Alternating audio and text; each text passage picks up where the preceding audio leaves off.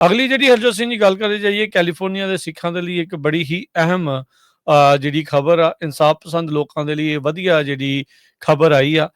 Senate bill 509 ਜਿਸ ਨੂੰ transnational repression bill ਦੀ ਨਾਮ ਦੇ ਨਾਲ ਵੀ ਜਿਹੜਾ ਉਹ ਜਾਣਿਆ ਜਾਂਦਾ ਹੈ, ਜਿਸ ਦੇ ਲਈ ਆਪਾਂ ਕਾਫੀ ਵਾਰੀ ਸੈਨੇਟ ਦੀਆਂ ਜਿਹੜੀਆਂ ਕਮੇਟੀਆਂ ਦੀ ਹੀਅਰਿੰਗ ਦੇ ਲਈ ਸੈਕਰਾਮੈਂਟੋ ਦੇ ਵਿੱਚ ਗਏ ਵੀ ਆ, ਲੋਕ ਵੀ ਪਹੁੰਚੇ ਆ ਤੇ ਆਪਾਂ ਉੱਥੋਂ ਕਵਰੇਜ ਵੀ ਕੀਤੀ ਸੀਗੀ।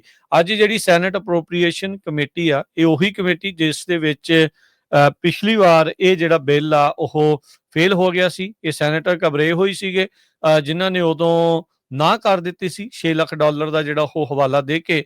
ਅੱਜ ਉਸੇ ਕਮੇਟੀ ਦੇ ਵਿੱਚੋਂ ਬਿੱਲ ਪਾਸ ਹੋ ਕੇ ਸੈਨੇਟ ਦੀ ਫਲੋਰ ਵੱਲ ਨੂੰ ਉਸਨੇ ਕਦਮ ਵਧਾ ਲਏ ਆ।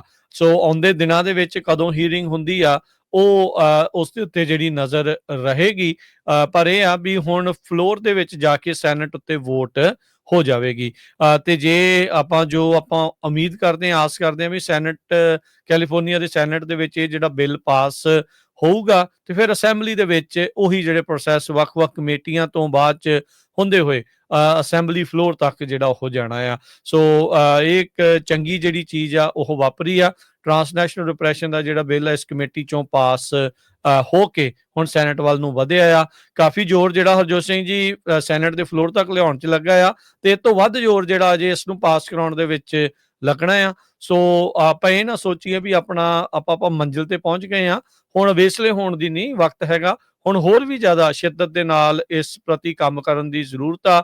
ਸੁਹਿਰਤਾ ਦੇ ਨਾਲ ਬਾਕੀ ਜਿਹੜੇ ਕੈਲੀਫੋਰਨੀਆ ਦੇ ਸੈਨੇਟਰਸ ਆ ਉਹਨਾਂ ਨਾਲ ਗੱਲਬਾਤ ਕਰਕੇ ਇਸ ਬਿੱਲ ਨੂੰ ਆਪਾਂ ਪਾਸ ਕਰਾਉਣਾ ਆ, ਤੇ ਨਾਲ ਦੇ ਨਾਲ ਫਿਊਚਰ ਪਲੈਨਿੰਗ ਦੇ ਲਈ ਆਲਰੇਡੀ ਅਸੈਂਬਲੀ ਮੈਂਬਰਸ ਦੇ ਨਾਲ ਜਿਹੜੀ ਆ ਉਹ ਗੱਲਬਾਤ ਕਰਨੀ ਸ਼ੁਰੂ ਜਿਹੜੀ ਉਹ ਕਰਨ ਦੀ ਜ਼ਰੂਰਤ ਹੈਗੀ ਆ। ਸੋ ਬਹੁਤ ਸਾਰੇ ਜਿਹੜੇ ਅਸੈਂਬਲੀ ਮੈਂਬਰਸ ਜਾਂ ਜਿਹੜੇ ਸਟੇਟ ਦੇ ਸੈਨੇਟਰਸ ਆ ਉਹ HAF ਦੇ ਸੰਪਰਕ ਵਿੱਚ ਵੀ ਹੋ ਸਕਦੇ ਆ। ਉਹ ਇਸ ਬਿੱਲ ਦੇ ਉਲਟ ਉਹਨਾਂ ਦੇ ਕੰਨ ਜਿਹੜੇ ਉਹ ਭਰਨ ਦੀ ਕੋਸ਼ਿਸ਼ ਕਰਨਗੇ। ਸੋ ਐਜ਼ ਏ ਕਮਿਊਨਿਟੀ ਬਾਕੀਆਂ ਦੇ ਨਾਲ ਮਿਲ ਕੇ ਆਪਾਂ ਨੂੰ ਇਸ ਬਿੱਲ ਨੂੰ ਜਿਹੜੇ ਵੱਡੇ ਪੱਧਰ ਦੇ ਉੱਤੇ ਪਾਸ ਕਰਾਉਣ ਦੇ ਲਈ ਵੱਧ ਤੋਂ ਵੱਧ ਮੈਜੋਰਟੀ ਦੇ ਨਾਲ ਇਸ ਨੂੰ ਪਾਸ ਕਰਾਉਣ ਦੀ ਜ਼ਰੂਰਤ ਆ, ਤੇ ਹਮਲਾ ਜਿਹੜਾ ਉਹ ਲਗਾਤਾਰ ਮਾਰਨ ਦੀ ਜ਼ਰੂਰਤ ਆ।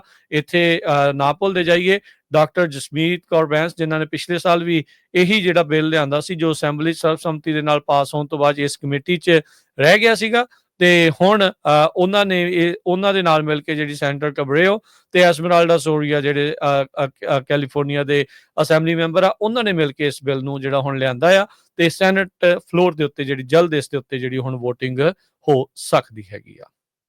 ਜੀ।